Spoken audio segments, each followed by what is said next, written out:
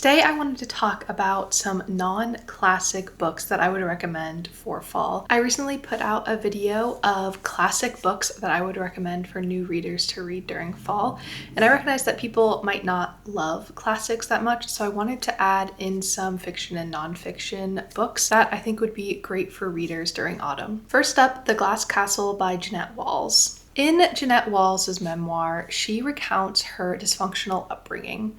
Her father was a very charismatic man and wanted their children to have creativeness in their life, but as he drank, he became more abusive, while her mother was more free-spirited and didn't really want the typical mother role and didn't really participate in raising the family. So Jeannette Walls and her siblings learned to take care of each other and really depend on each other throughout their childhood. They're relocated from place to place, never really having a set home, but this unconventional parenting style allowed them to rely on each other, and they soon worked towards their goal of escaping this lifestyle and moving to New York. This is the story of resilience in the Walls siblings. This memoir really shows how strong sibling bonds can be, and shows that even though it's an atypical family environment, it still created strong and lasting relationships. Next up, The Impusium by Olga Tokarczuk. This novel is set in a mountain sanatorium where patients go to treat their symptoms of tuberculosis. Voynich, a young Pole who is afflicted with these symptoms,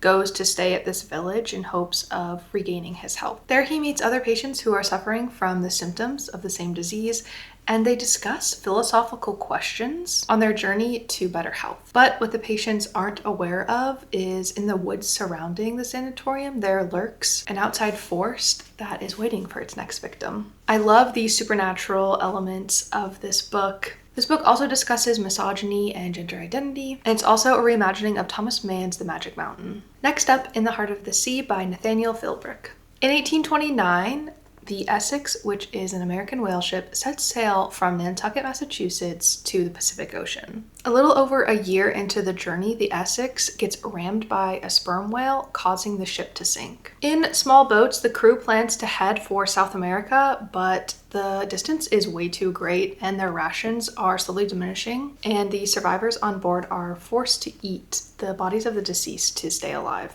I love the organization of this book and how well researched it was. The author did a really great job of taking you through the history from start to finish of the tragedy of the Essex. And lastly, we have A Woman Is No Man by Etaf Rum. In 1990, in Palestine, Isra finds herself moving to Brooklyn after marrying a suitor that her father has chosen. She struggles in a new place with only her husband and her mother-in-law as her source of company, and she begins to read to escape her mundane life. When they begin to start a family, her relationship between her husband and her seems to exasperate as the pressure of raising children and the expectations of being a wife intensifies. She hopes for freedom and better lives for her and her children. While you are reading about Isra, you're also reading a parallel story of her eldest daughter, Daya, in 2008 in Brooklyn. Daya is also going through her own forced marriage. Much like her mother, she dreams of having a better life for herself, but one that includes a better education.